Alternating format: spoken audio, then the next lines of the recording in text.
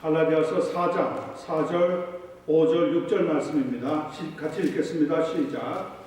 때가 참에 하나님이 그 아들을 보내사 여자에게 나게 하시고 율법 아래에 나게 하신 것은 율법 아래에 있는 자들을 속량하시고 우리로 아들의 명분을 얻게 하려 하십니다. 너희가 아들이므로 하나님이 그 아들의 영을 우리 마음 가운데 보내사 아바 아버지라 부르게 하셨느니라. 아멘. 자, 따라합니다. 아들을 주신 하나님. 아들을 주신 하나님. 오늘 본문에 하나님께서 그 아들을 보내셨다 하는 말씀을 가지고 아들을 주신 하나님에 대한 말씀 나누도록 하겠습니다. 미국 서부에 있는 워싱턴 대학 토마스 홈스라고 하는 교수가 사람들의 마음과 생활에 큰 변화가 오는 시기를 연구해서 발표를 했는데 그 첫 번째는 남편이나 아내가 죽었을 때라고 합니다. 그 다음은 이혼했을 때이고요. 세 번째는 임신했거나 아이가 처음으로 태어났을 때이고요. 네 번째는 다른 곳으로 이사를 하든지 처음으로 집을 사게 되었을 때라고 합니다. 그때 사람들의 많은 삶의 변화가 있다는 거죠. 그리고 아이러니컬하지만은 다섯 번째 사람들의 삶의 변화가 있게 되는 것은 성탄절, 곧 크리스마스를 맞을 때라고 합니다. 우리는 성탄절을 기쁨과 감격으로 매년 맞이하지만 믿지 않는 사람들에게 있어서는 때마침 한 해를 마감하는 연말, 그리고 새로운 한 해를 맞이한다고 하는 생각에 무언가 마음의 변화를 가지려고 할 때이기 때문에 그런 일들이 일어날 수가 있다는 겁니다. 그런 면에서 성탄절은 전도의 기회이고요. 손을 활짝 펴서 구제를 실천할 수 있는 시간이라고 생각을 합니다. 아직도 우리 주변에는 예수님이 없는 크리스마스를 맞이하는 사람들이 많이 있습니다. 파티와 여행, 그리고 만찬을 나누는 그런 기분으로 즐기려고만 한다면 성탄절은 아무리 돈을 많이 들여 화려하게 했다고 하더라도, 혹은 아무리 많은 사람이 모여서 즐겼다고 하더라도 예수님의 탄생과는 전혀 관계가 없는 것들입니다. 우리는 우리 자신들에게 있어서 보다 뜻깊고 긍정적인 변화를 갖는 유익한 그런 믿음의 시간을 갖는 삶이 되어지기를 간절히 소원하면서 말씀을 나눌 때에 하나님의 큰 은혜가 임하게 되기를 간절히 축원합니다. 자, 4절 말씀을 보겠습니다. 성탄절에 있어서 가장 중요한 몇 가지 의미가 소개되고 있습니다. 4절, 때가 참에 하나님이 그 아들을 보내사 여자에게서 나게 하시고 율법 아래에 나게 하셨다. 구약 성경과 신약 성경의 간격은 약 400년이 됩니다. 그 말은 이스라엘의 예언자의 소리가 끊어진 지 400년이 되었더라고 하는 의미입니다. 이때를 가리켜서 성경학자들은 영적 암흑기라고 부르고 있습니다. 정치적으로는 당시 세계 최강의 로마 제국의 식민지가 되어서 불안한 나날이 계속되고 있었고요. 심리적으로는 고통스럽고 신앙적으로는 혼미에 가던 그러한 시대였습니다.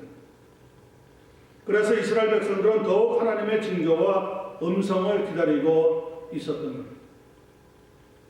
본문 4절에 보니까 때가 참에 라고 하는 말씀은 그러한 사회적인 분위기를 우리에게 잘 알려주고 있습니다. 물론 all roads lead to Rome, 모든 길은 로마로 라고 하는 말이 있듯이 로마 제국 산하에 있었던 유럽 대부분의 나라 어느 곳에서든지 로마로 갈 수 있는 길이 잘 닦여져 있던 시간입니다. 그 말을 뒤집어서 보면 모든 길이 로마로 통하기 때문에 복음이 로마에 들어가기만 하면 다시 그 길을 돌아서 아주 빠른 속도로 유럽 각국의 복음이 증거될 수 있는 기회가 도달한 시기라고 볼 수가 있다는 거죠. 바로 그런 때에 하나님께서 그 아들을 세상에 보내어 주셨다고 오늘 말씀은 증거하고 있습니다. 예수님이 태어나신 곳은 베들레헴인데 그것은 구약에 있는 미가 선지자의 예언의 한 부분이기도 합니다. 미가서 5장 2절에 예수 그리스도가 태어나는 곳이 바로 베들레헴이라고 정확하게 기록하고 있습니다. 예수님이 태어나기 거의 600여 년 전에 이미 예언이 되어져 있던 말씀이 오늘 갈라디아서 4장 4절에 정확하게 그대로 성취가 되고 있다는 거죠. 개혁주의 신학자 중에 한 사람인 네덜란드의 석학 헐만 바빙크 교수는 이런 예수님에 관한 예언에 대해서 언급을 해주고 있습니다. 성경의 기록을 보면 구약에서 예수 그리스도에 대한 예언이 총 456번이나 나오고 있는데 모세 오경, 창세기, 출애굽기, 레위기, 민수기, 신명기에 75번이나 나오고 선지서 12개의 소선지서와 5개의 대선지서에 나와 거기에 243번 예수님의 모습이 예언되고 있고요. 나머지 구약 성경 부분에서 138번이나 기록되어 있다고 말씀하고 있습니다. 본문 4절에서 때가 참에 하나님이 그 아들을 보내사 여자에게 나게 하셨다라고 하는 것은 이러한 구약의 예언에 따라 예수님의 탄생이 마리아를 통하여서 이루어지게 되었다는 것을 가르쳐 주고 있는 말씀입니다. 저는 4절에서 특별히 하나님께서 그 아들을 보내실 때 여자에게 나셨다. He was born of a woman. 예수님이 마리아라고 하는 하나님이 선택한 여인을 통하여서 이 땅에 태어나게 하셨다고 하는 말씀이 가장 흥미로운 대목의 말씀입니다. 왜냐하면 그것은 원시복음으로 알려져 있는 창세기 3장 15절의 말씀을 상기시켜주기 때문에 그렇습니다. 내가 너로 여자와 원수가 되게 하고 네 후손도 여자의 후손과 원수가 되게 하리니 여자의 후손은 네 머리를 상하게 할 것이요 너는 그의 발꿈치를 상하게 할 것이라 하는 말씀 그대로 여자에게서 후손이 되는 예수 그리스도가 탄생하시고 그 예수님은 십자가에서 죽으실 때 오히려 하나님의 구원을 성취시킴으로 마귀의 머리를 상하게 하는 엄청난 역사가 그대로 실현이 되었다는 것이죠. 이전에 에덴 동산에 있던 하와를 유혹을 해서 선악과를 따먹게 함으로 하나님께서 창조하셨던 첫사람 아담까지도 범죄하게 했던 뱀을 향하여서 하나님이 선포하신 말씀이 그겁니다. 여자의 후손이 네 머리를 상하게 할 것이다. 중요한 것은 하나님께서 그 아들을 보내실 때 그러므로 여자에게 나셨다고 하는 것은 그 오래된 구약시대의 원시복음이라고 했던 창세기 3장 15절의 말씀이 그대로 지금 적용이 되고 성취가 되고 있었다는 것을 증거하고 있는 거죠. 하나님의 아들이신 예수님께서 세상에 오셔서 드디어 공중에 권세를 주고 사방으로 우리를 두렵게 만들던 마귀의 권세와 세력을 꺾으시고 우리를 그 손에서 빼앗아서 구원하시게 되었다는 것. 바로 이것이 원시복음의 핵심입니다. 그러므로 우리는 이제 하나님의 아들을 만날 수 있는 적극적인 기회를 얻게 되었다는 것이 신약시대에 살고 있는 하나님의 백성들에게 주신 특별한 은혜라는 것을 믿게 되기를 바랍니다. 이제는 누구나 예수 그리스도를 만날 수 있는 이 시대를 살 수 있게 되었다는 거죠. 오래전 러시아의 한 작은 마을에 파파파노라고 하는 구두 수송공이 있었다고 합니다. 어느 성탄 이브에 예수님께서 그의 꿈에 나타나셨다고 합니다. 그러면서 내일 성탄절에 내가 너를 방문하겠노라 말씀을 들려주신 거예요. 잠에서 깨어나 꿈인지는 알았지만은 그는 예수님을 맞이한다고 하는 생각으로 청소를 깨끗이 하고 성탄절에 특별히 사용하는 주전자에다가 커피를 끓여서 난로 위에 올려놓고 하루 종일 기다렸어요. 그런데 예수님은 보이지 않고 거리에 청소부만 아침부터 보이는 거예요. 그 청소부들을 향하여 추운데 이리 들어와서 몸을 좀 녹이고 따뜻한 커피라도 한 잔 드십시오라고 초청을 했습니다. 점심때가 되었는데 예수님은 보이지 않았습니다. 그런데 저만치서 누더기 옷을 입은 한 여인이 얕은 담요에 싼 어린아이를 안고 걸어오고 있었습니다. 그 모습이 측은하여서 가게 안으로 들어오게 했습니다. 파랗게 얼어있는 아이의 발을 보고 나서 양말을 신겨준 뒤에 어젯밤에 만들어 놓았던 조그마한 신발을 신겨주었는데 신기하게도 딱 들어맞는 거예요. 어느덧 저녁이 되었습니다. 시장에 진 파파파노는 스프와 빵을 데워서 식사를 하려고 하는데 그때 한 거지 아이가 과일을 훔쳐 달아나고 그 뒤를 아주머니가 쫓아가서 붙잡는 것을 보게 되어집니다. 아이를 붙잡은 아주머니는 그 아이를 때리면서 경찰서로 끌고 가려고 했습니다. 그때 파파파노가 그 사이에 개입해서 이렇게 간청을 합니다. 아이가 배가 고파서 그런 짓을 한 것 같으니까 용서해 주십시오. 그리고 내가 대신 그 과일값을 지불하겠습니다. 아주머니는 그 아이를 용서하고 아이도 용서를 빌면서 해결이 되었습니다. 어느덧 해가 지고 땅거미가 내려앉았습니다. 그러나 기다리던 예수님은 오시지 않았습니다. 결국 꿈이었단 말이지. 그렇게 중얼거리면서 다소 실망한 채 방으로 돌아갔습니다. 그런데 바로 그때 오늘 내가 너를 찾아간 것을 아느냐 하면서 어제 꿈에서 들려줬던 똑같은 목소리가 다시 자기의 귀에 들리는 겁니다. 아니 어디에 계셨습니까? 오늘 하루 종일 기다렸습니다 라고 대답을 하니까 내가 오늘 너를 3번이나 찾아갔지. 한 번은 청소부로 찾아가고 한 번은 추위에 떨고 있는 아이를 아는 여인으로 찾아가고 마지막에는 거지 아이로 너를 찾아갔단다. 그런데 너는 나에게 따뜻한 사랑을 베풀었으니 정말 고맙고 고마웠다. 여러분 오늘 본문에도 보니까 하나님께서 그 아들을 보내시는데 여자에게서 나게 하신 것.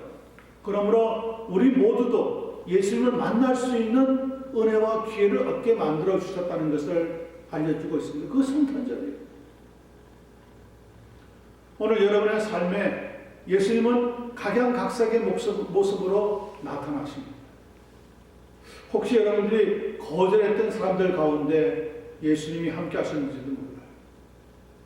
나는 못 모르고 그냥 열심히 치료도 하고 또 대주기도 하고 사랑도 베풀었는데 그 가운데 예수님이 함께했던 모습이 있는지도 모른단 말이죠. 그러므로 우리의 삶이 어떻게 살아가야 되겠습니까? 한 번도 부정적으로 대하는 삶이 아니라 정말 우리의 마음을 다하고 사랑을 베풀 수 있는 예수님을 만난 사람답게 살아갈 수 있는 그러한 축복의 삶이 되어야 할 줄로 믿습니다. 성도 여러분, 우리 모두 예수님의 마음을 품는 제자가 되시기를 간절히 축원합니다. 자, 두 번째 보겠습니다. 성탄절의 귀한 의미가 5절에 이렇게 기록되어 있습니다. 율법 아래에 있는 자들을 어떻게 하십니까? 속량하시고 우리로 하나님의 명분을 얻게 하려 하시니라. 때가 참에 하나님께서 죄와 사망에서 우리를 구원하시기 위해 그 아들을 보내시고 여자에게서 나게 하신 것이 첫 번째라고 한다면 두 번째 중요한 것은 무엇이냐? 그 아들을 보내주셔서 율법 아래에 있는 자들을 속량해 주셨다고 합니다. 여러분, 율법의 기능이 무엇입니까? 율법의 기능에는 3가지가 있습니다. 그 중에 첫 번째는 범법함으로 더하여졌다고 하는 겁니다. 갈라디아서 3장 19절 말씀 들어보세요. 그런즉 율법은 무엇이냐? 범법함으로 더하여진 것이라 천사들을 통하여 한 중보자의 손으로 베푸신 것인데 약속하신 자손이 오시기까지 있을 것이라. 그러니까 아담과 하와가 하나님 앞에 죄를 지은 그 시간부터 하나님께서는 우리의 삶에 율법을 더하여 주셨다는 거예요. 그러므로 죄가 죄라는 것을 알게 해주셨다는 거죠. 율법이 없었다면 죄가 죄인지 아닌지 알 수가 없더라는 거예요. 그래서 율법의 기능 중에 첫 번째는 죄가 무엇인지를 알려줄 수 있는 범법한 것을 위해서 더하여졌다. 그것이 첫 번째 기능입니다. 두 번째 율법의 기능이 무엇입니까? 범죄를 더하게 만드는 기능을 가지고 있습니다. 로마서 5장 20절 들어보세요. 율법이 들어온 것은 우리의 삶에 인류의 삶 속에 율법이 들어오게 되었답니다. 더하여지게 됐답니다. 들어오게 된 것은 범죄를 더하게 하려 함이라. 그러니까 지금까지는 범죄가 뭔지 몰랐어요. 율법이 없던 사람들이. 그런데 율법을 알고 나면 이것이 죄구나. 그러면서 하나 둘 몰랐던 죄들이 다 나타나게 된다는 거예요. 그래서 어느새 이만큼이나 내가 하나님의 율법에 의하면 죄를 짓고 살았구나. 이렇게 더하여지는 기능을 율법이 가지고 있게 된다는 거죠. 자, 그러면서 세 번째 율법의 기능이 무엇이냐? 범법한 자를 정죄하려고 하는 기능을 가지고 있습니다. 야고보서 2장 9절로부터 10절 말씀 들어보세요. 만일 너희가 사람을 차별하여 대하면 죄를 짓는 것이니 율법이 너희를 범법자로 정죄하리라. 누구든지 온 율법을 지키다가 그 하나를 범하면 모두 범한 자가 되느니라. 자, 보세요. 그러니까 하나님의 아들이신 예수 그리스도를 믿지 못하고 자기 양심에 따라 살려고 하는 이들에게 성경은 이렇게 말씀하고 있는 겁니다. 세상에 어떤 법이든지 있는 그대로 다 지키려고 노력하는 것은 정말 칭찬할 만한 것이지만, 그러나 그 중에 하나를 범하기만 해도 그 법은 너는 모든 것을 범한 사람이다, 이렇게 가르치고 있다는 거죠. 자, 쉬운 예를 한번 들어보겠습니다. 교통법규를 한번 생각해 보자고요. 올해도 작년에도 그 전해에도 티켓 하나 받지 아니하고 정말 무사고로 운전했습니다. 잘한 겁니까? 잘못한 겁니까? 잘한 겁니다. 잘했다고요. 그런데 오늘 아침에 No turn on red, 빨간 신호등이 켜지면 우회전하지 마십시오 하는 사인을 보지 못하고 깜빡 잊어버리고 턴하다가 가고 있는데 누가 뒤에서 반짝반짝 하면서 나를 기쁘게 맞이하는 사람이 따라옵니다. 누구죠? 네, Police, 폴리스라고 하는 사람이에요. 그 사람이 나를 환영해 주면서 뭐라고 얘기합니까? Can I have your driver license? 당신 운전면허증 좀 주시겠습니까? 라고 얘기한다는 거예요. 무슨 일입니까? 나는 여태까지 지난 3년, 4년 동안 무사고입니다. 티켓 하나 뜬 적이 없는 모범 운전수입니다. 그런데 폴리스가 뭐라고 얘기합니까? 쓱 웃으면서. 그런데 지금 막 교통법규를 어기시고 우회전해서 운전하는 것을 제가 보았습니다. 그러므로 당신에게 티켓을 발부하겠습니다. 자, 그 순간에 나는 여태까지 교통법규를 어기지 않고 잘 지켰다고 하는 것이 한순간에 어떻게 됩니까? 당신은 지금 티켓을 받았다는 거예요? 안 받았다는 거예요? 받았다는 거예요. 운전법규를 어겼다는 겁니까? 지켰다는 겁니까? 어겼다는 거예요. 아니, 지난 3년 동안 무사고인데 티켓 하나 받지 않았는데요. 그래도 바로 그 순간에 법규를 어겼으면 당신은 지금 죄를 지었다는 거예요. 그러면 그 티켓을 받아가지고 결국 벌금을 내야 됩니까? 안 내야 됩니까? 아니, 3년 동안 아무런 티켓도 받지 않은 모범 운전사인데요. 그거는 과거입니다. 과거. 오늘 이 아침에 내가 티켓을 받았으면 벌금을 당연히 내야 된다는 것이 법이랍니다. 율법이 마찬가지입니다. 하나님 말씀 잘 지켜서 살려고 했습니다. 그런데 하나님의 말씀 가운데 하나만 딱 잘못해도 율법은 뭐라고 얘기합니까? 당신 죄인이야. 이렇게 정죄를 한다는 거예요. 자, 우리는 오늘 하나님의 말씀에 대해서 살펴보고 있습니다. 그래서 로마서 3장 3절을 살펴보면 성경은 이렇게 말해주고 있습니다. 모든 사람이 죄를 범하였음에 하나님의 영광에 이르지 못하더라.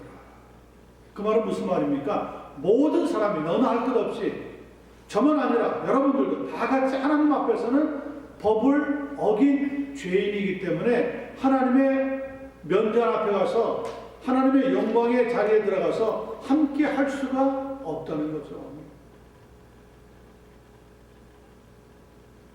율법의 기능이 바로 이런 사실을 가르쳐주고 있습니다. 제 아무리 머리가 좋고 뛰어난 사람이라고 하더라도 율법을 다 지킬 수는 없다는 겁니다.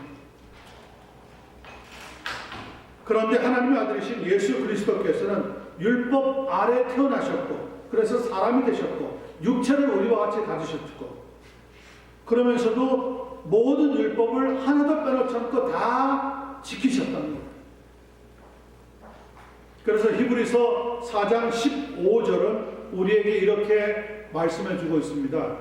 우리에게 있는 대제사장은 우리의 연약함을 동정하지 못하실 리가 아니요 모든 일에 우리와 똑같이 시험을 받으신 이로되 뭐는 없다고요? 죄는 없으시느니라. 무엇이 없다고 했습니까? 죄가 없다는 거예요. We have one who has been tempted in every way, just as we are.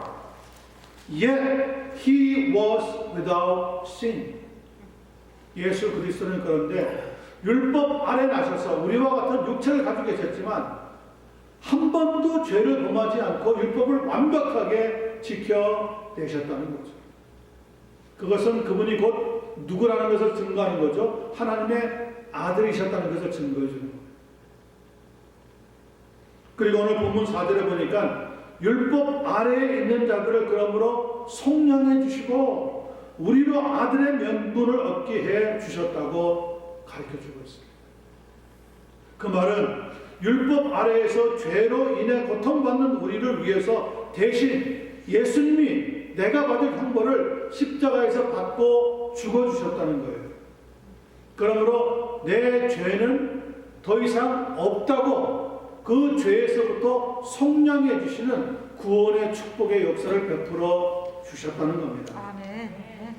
이 사실이 고맙고 감사하여서 구원받은 하나님의 백성들은 성탄절을 맞이할 때마다 예수님의 탄생의 날이라고 축하하고 기념을 하게 되는 거죠. 그런데 아쉽게도 이 세상의 몇 나라들은 성탄절을 아예 쉴 수도 없습니다. 중동의 사우디아라비아라든지 이란, 이라크에서는 성탄절을 축하하면서 예배를 드린다면 당장 추방을 당하고 맙니다. 이런 나라들에서는 성탄절을 나타내는 어떤 표시도 불법으로 취급이 됩니다. 몇 년 전에 필리핀에서 믿는 사람 두 사람이 중동 지역을 방문했다가 성탄절에 두 사람이 모여서 앉은 자리에서 기도했다고 하는 이유를 붙여가지고 칼에 목이 잘려서 희생이 되었다고 합니다. 아프리카의 수단 북부 무슬림 지역에서는 성탄절에 선물을 사랑하는 것도 죄에 포함이 되었습니다. 서부 아프리카에 있는 나이지리아에서는 성탄절에 사람들이 모이는 축하 행사를 우리처럼 이렇게 가졌다가는 폭도들의 공격을 받을 수밖에 없습니다. 그래서 성탄절을 기념하다가 목숨을 잃을 수도 있는 15개의 나라가 소개가 되고 있습니다. 그런 곳은 성탄절에 아예 여행을 가지 말라는 거예요. 아쉽죠? 안타깝죠? 예수님은 이 땅에 구주로 오셔서 율법 아래에 있는 자들을 속량해 주시려고 대신 십자가에서 죽어주셨는데 그 예수님을 지금 믿지도 않고 부정하면서 만약에 믿는 사람들이 예수님을 조금이라도 기념한다면 그 사람들까지도 죄인 취급하고 죽이는 그런 국가들이 이 땅에 존재하고 있다는 거예요. 거기에 비해서 여러분과 저는 비록 율법 아래 우리가 삶을 살아왔지만 예수님의 십자가의 죽음과 부활로 말미암아 이렇게 죄의 성령을 얻고 하나님의 자녀가 된 것은 특별한 은혜인 줄로 믿습니다. 아직도 율법 아래 살고 있는 수많은 사람들이 지구상에 존재하고 있습니다. 그러나 예수님은 율법을 다 지켜 완성하심으로 누구든지 예수 그리스도를 영접하고 그 이름을 믿기만 하면 하나님의 자녀가 되는 축복을 주신다고 약속하고 있습니다. 이 약속을 여러분 분명히 기억하시면서 성탄절에 가장 큰 축복이라고 믿고 믿음 생활 감당해 나갈 수 있는 한 분 한 분 되시기를 예수님의 이름으로 간절히 축원합니다. 자, 마지막 6절 말씀 살펴보겠습니다. 성탄절의 의미 중에 하나가 6절의 결론적으로 이렇게 말씀하고 있습니다. 너희가 아들이므로 하나님이 그 아들의 영을 우리 마음 가운데 보내사 아빠 아버지 혹은 아바 아버지라 부르게 하셨느니라. 자, 성탄절의 특별한 의미가 무엇입니까? 여자에게서 태어나게 하심으로 오래전에 원시복음을 통하여서 예언하셨던 하나님의 말씀을 성취하도록 하셨다는 데 있는 거죠. 두 번째, 성탄절의 가장 큰 의미는 무엇입니까? 율법 아래 살고 있는 우리들을 예수님이 대신 죽어주심으로 속량하시고 그분의 이름을 믿는 자들, 예수 그리스도를 영접하는 자들, 그들에게 하나님의 아들이 되는, 자녀가 되는 놀라운 권세를 주셨다. 자, 그리고 6절에서 결론적으로 말씀하고 있는 성탄절의 가장 큰 의미는 무엇입니까? 또 다른 보혜사이신 아들의 영, 곧 성령을 우리 마음 가운데 보내어 주셨다는 거예요. 성령을 보내어 주신 증거가 무엇입니까? 우리의 입술로 하나님을 아바 아버지 혹은 아빠 아버지라고 부를 수 있도록 역사해 주셨다는 거죠. 우리가 이 시간에 다 읽지는 않았지만 본문 앞쪽인 3절을 보면 예수님이 오시기 전에 우리의 비참한 모습을 이렇게 기록해 놓고 있습니다. 이와 같이 우리도 어렸을 때, 다시 말하면 예수 그리스도를 믿기 전에는 이 세상의 초등학문 아래에 있어서 무엇을 했습니까? 종노릇 하였더니.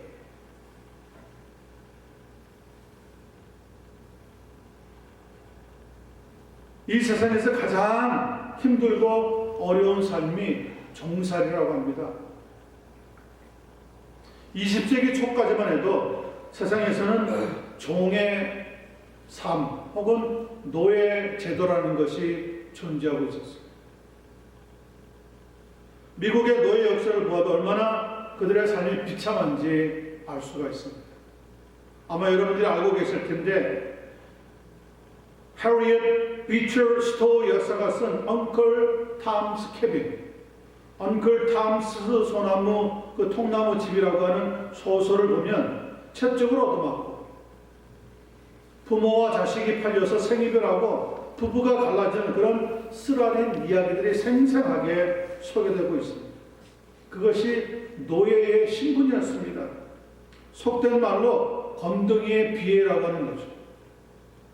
피부색이 다른 거 하나 때문에 평생을 노예로 사는 거예요. 아버지가 노예면 태어나는 자식도 아무런 이유가 없는데 노예로 살다가 생을 마쳐야 하는 거예요.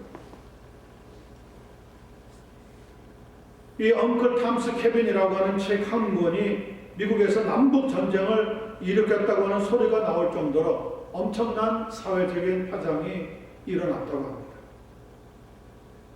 예수님 당시에도 그런데 종이 있었습니다. 그 종들에게는 자리가 없었습니다. 마치 짐승처럼 취급이 되었습니다.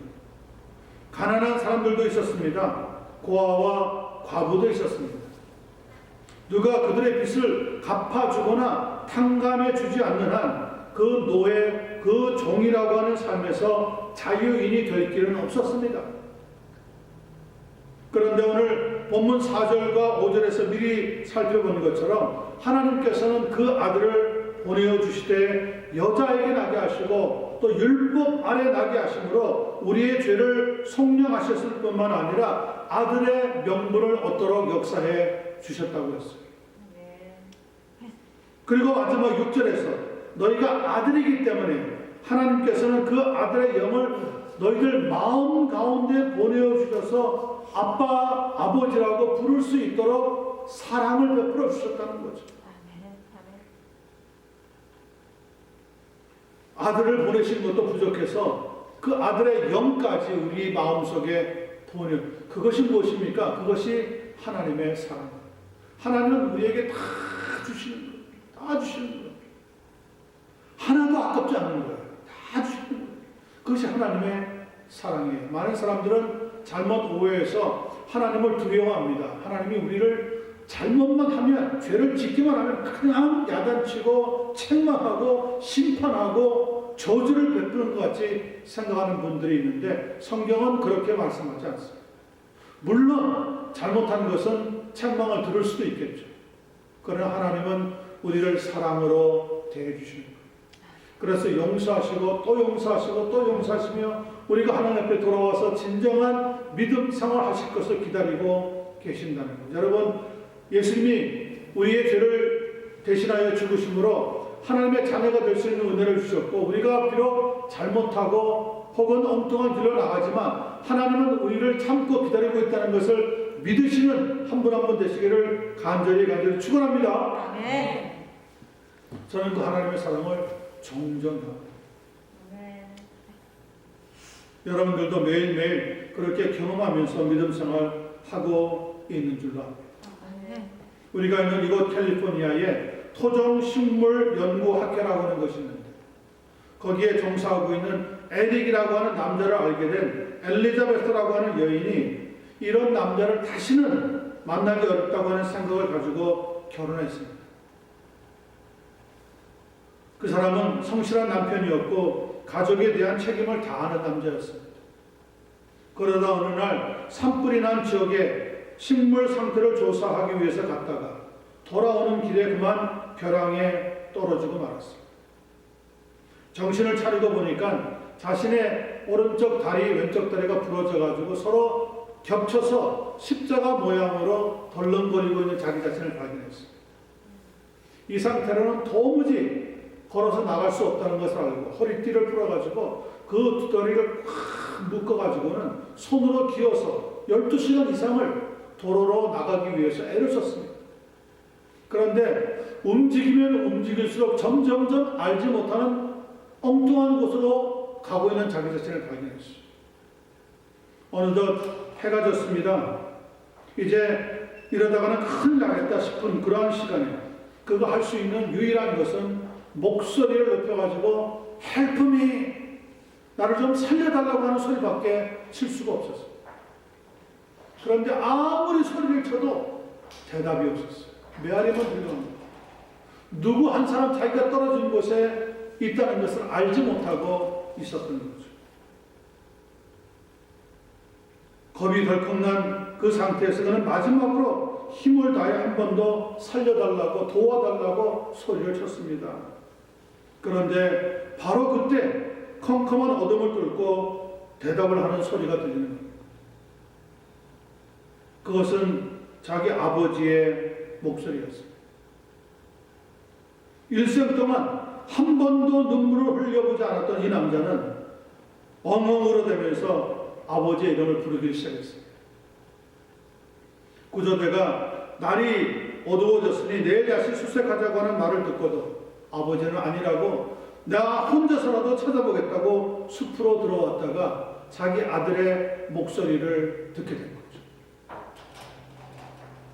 그리고는 죽어가는 아들을 찾아냈습니다. 병원에 도착해서 아버지가 있는 데서 아내인 엘리자베트에게 자신이 당한 일을 이야기해 주었습니다.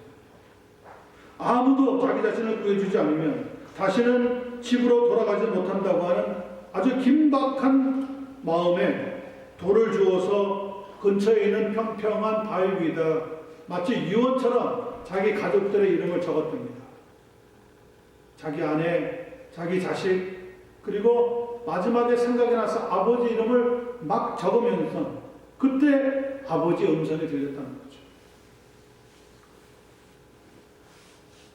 그리고는 병원에 찾아와서 같이 서 있는 자기 아버지를 바라보면서 이렇게 고백을 했어요. 아버지, 당신을 사랑합니다. 지난 30년 동안 아버지와 말다툼을 하고 나서 이 아들은 그 아버지를 찾아가지도 않고 만나지도 않고 연락도 하지 않았다. 그런데 마지막 위태한 순간에 이상하게 아버지가 그렇게 불러주고 싶더라고요. 아버지도 그 아들을 끌어안고 꺼이꺼이 울었습니다. 그 모습을 지켜보고 있던 아내의 얼굴에도 감동의 눈물이 흘러내렸습니다. 하나님의 사랑이 그와 같습니다. 아들을 보내시고 아들의 영을 보내시고 우리가 죽어가는 마당에도 우리를 찾아내셔서 우리를 끌어안고 불쌍히 여겨주십니다. 그것이 무엇입니까? 그것이 성탄절의 진정한 의미입니다. 여러분과 저는 하나님 아버지의 그런 사랑을 받아요.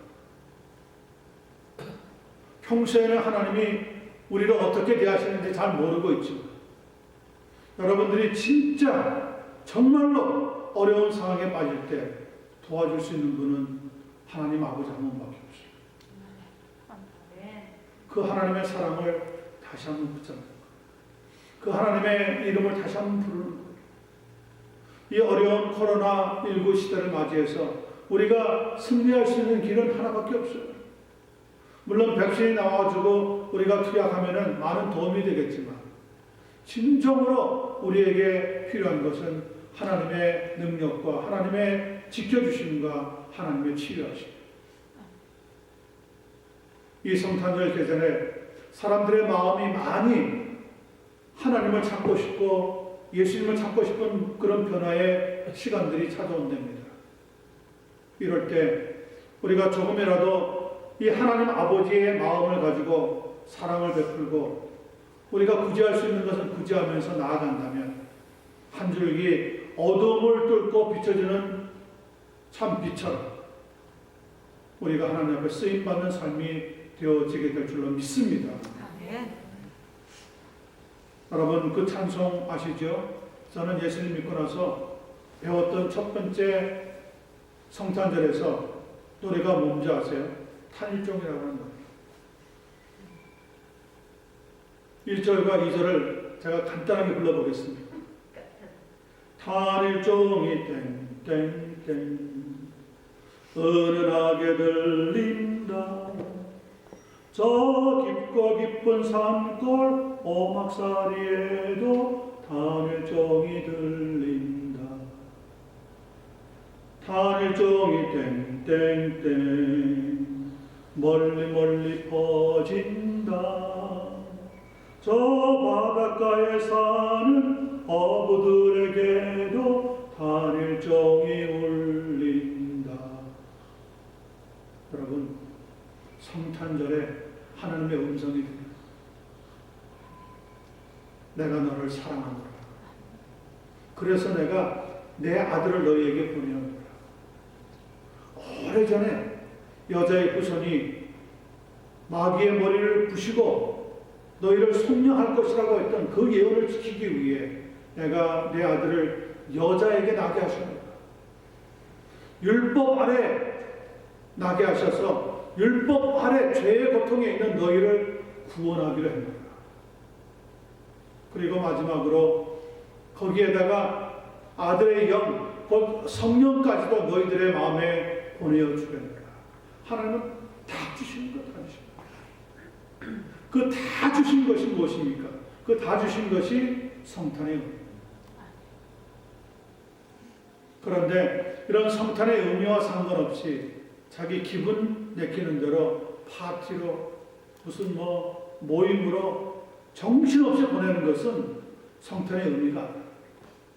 선물 몇 개 주고받는 것이 성탄의 의미가 아니라 우리는 하나님으로부터 위대한 선물을 받은 거죠. 이제 12월 한 달 동안 여러분 성탄의 시간들을 맞이할 텐데 오늘 나누는 말씀이 우리의 마음판에 새겨져서 정말 진정한 감사와 하나님께 사랑을 표현할 수 있는 우리의 삶이 되어지기를 주님 예수님의 이름으로 간절히 축원합니다. 기도하겠습니다. 하나님 아버지 감사합니다.